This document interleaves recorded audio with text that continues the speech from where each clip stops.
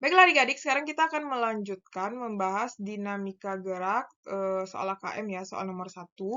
Kita kasih nomor di sini ya, 1, 2, 3, 4, 5. Besar berat papan nama.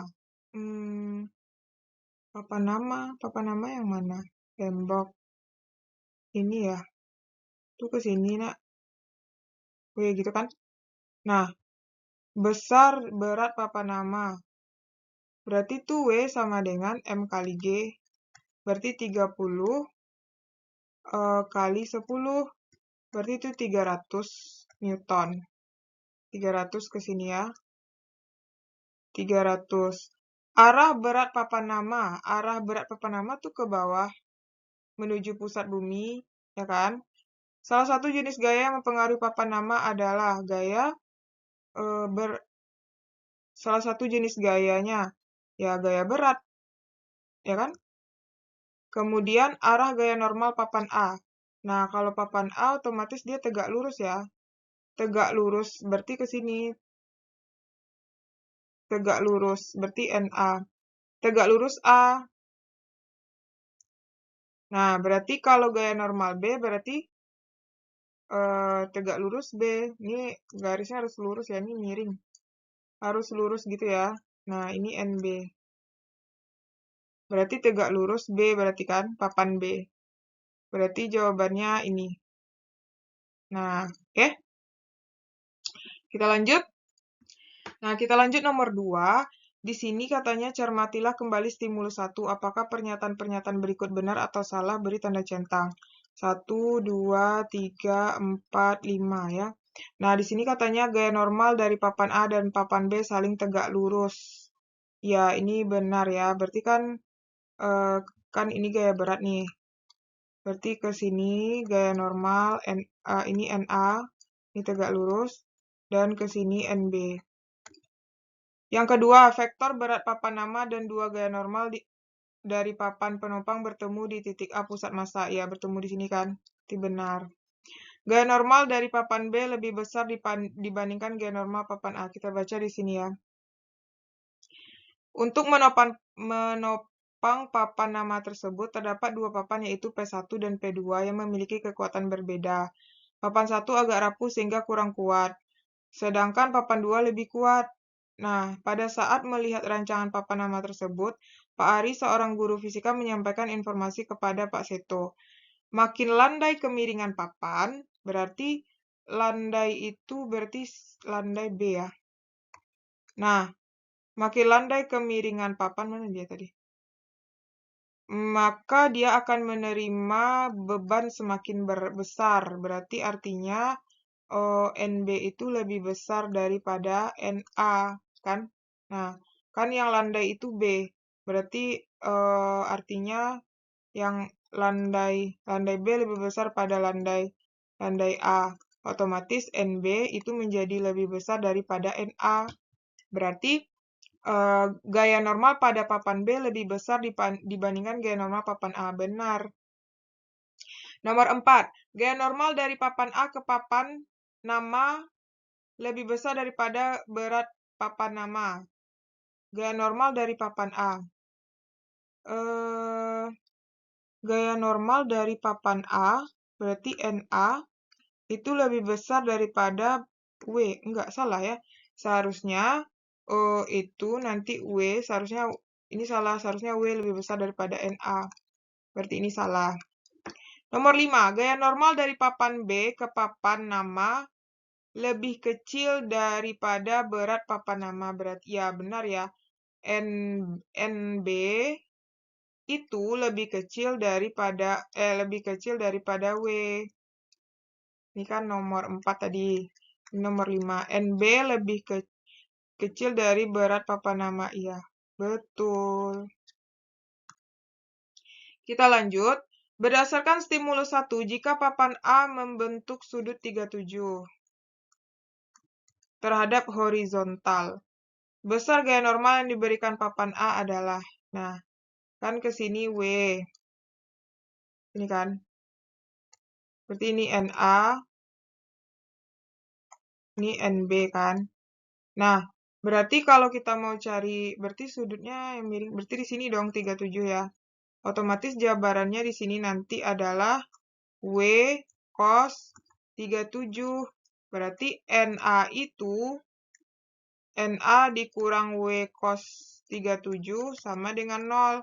Berarti NA sama dengan W cos 37. Karena di sini kita gunakan rumus sigma F sama dengan 0 karena bendanya diam kan. Nah, berarti W itu adalah M kali G cos 37. M-nya 10 G 10 cos 37 itu kan 0,8. Nah, berarti itu dapatnya adalah ini ya. W cos 37. Ya kan? 800 dong. Ya kan? Nggak ada ya? Cos 37 kan 4/5.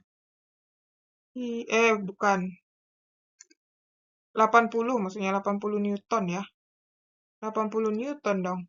M kali G. Sebentar. Masanya 30.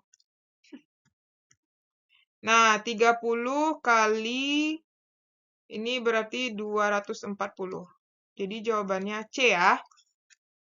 240.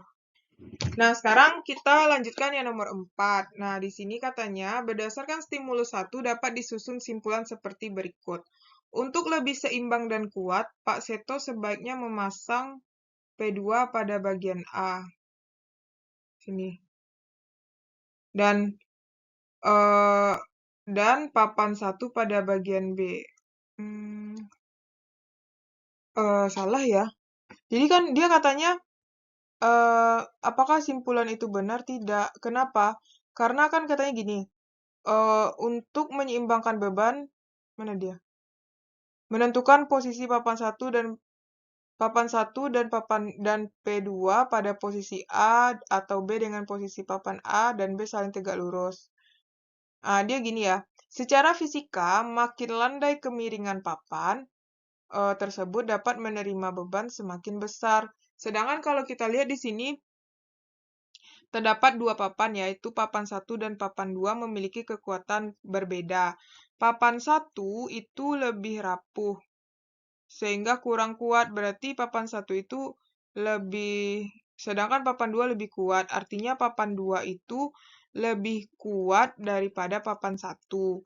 Sedangkan menopang beban yang lebih besar itu adalah papan 2 kan. Pada B. NB itu lebih besar daripada NA. Nah, terus katanya seharusnya di NB ini diletakkan papan 2 dan di NA ini diletakkan papan 1. Nah, untuk seimbang dan kuat, Pak Seto sebaiknya memasang papan 2 pada bagian A. Salah, berarti ini salah ya. Jadi alasannya ini. Oke. Jadi alasannya papan 2 lebih kuat dari papan 1, sehingga dan NB itu gaya berat NB itu akan lebih besar daripada NA. Seharusnya ya, nih. Seharusnya pada berat B itu dipasang papan 2 dan pada berat A itu dipasang P1. Dia katanya kebalikan. Jadi nggak bisa ya. Tuh. Paham ya? Nah, sekarang kita lanjutkan nomor 5. Berdasarkan stimulus 2, pasangkan pernyataan berikut dengan jawaban yang benar. Nah, di sini periode satelit geosinkron bumi mengelilingi bumi adalah itu kan sama dengan satu rotasi bumi ya, sehingga itu satu putarannya adalah 23 jam 56 menit. Nomor 2, rumus kecepatan satelit geosinkron. Nah, kalau kecepatan itu kecepatan sudut ya, omega. Nah, kalau omega itu pakai R pangkat 3 ya. Nah, kalau linier itu nggak pakai ini aja kan. Nah, yang keempat, jenis gaya yang mempengaruhi satelit geosinkron itu adalah kalau kita baca di sini, dengan demikian satelit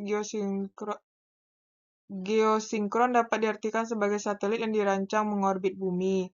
Oleh karena itu, satelit berarti dia mengorbit bumi, berarti dia hubungannya dengan gaya sentripetal dong. Jenis gaya mempengaruhi geosinkron itu adalah gaya sentripetal. Oke. Kemudian, ke sini ya. Nah, yang kelima, asal gaya sentripetal satelit geosinkron adalah, nah ini baru dari gaya gravitasi bumi. Kita lanjut nomor 6, berdasarkan stimulus 2, besar kecepatan gerak satelit tersebut adalah. Nah, kecepatan ya, karena di sini kita diketahui adalah periode ya, ada periode, berarti T, oke. T sama dengan 86400 sekon. Kemudian jari-jarinya adalah 4,23 kali 10 pangkat 7 meter. Nah, karena ada periode itu hubungannya adalah omega omega kali R, sorry. Omega dikali R, ya kan? Omega itu dijabarkan 2V per T kali R. Nah, berarti jadinya 2V itu adalah 3,14. Periodenya 86400. R-nya adalah 4,23 kali 10 pangkat 7. Nah, ini tinggal kita kalikan bagi. Nah, itu hasilnya adalah 0,123, nolnya ada 3, terus 307 kali 10 pangkat 7. Atau sama dengan, ini kan satunya meter nih, kalau dijadikan ke kilo, berarti 0,000307 kali 10 pangkat 7 kali 10 pangkat min 3 ya. Berarti 0,000307 kali 10 pangkat 4. Atau sama dengan 3,07 km per sekon. Nah, dapat hasilnya ya. P-nya segini. Jadi jawabannya C. Oke, Masya Allah, tabarakallah.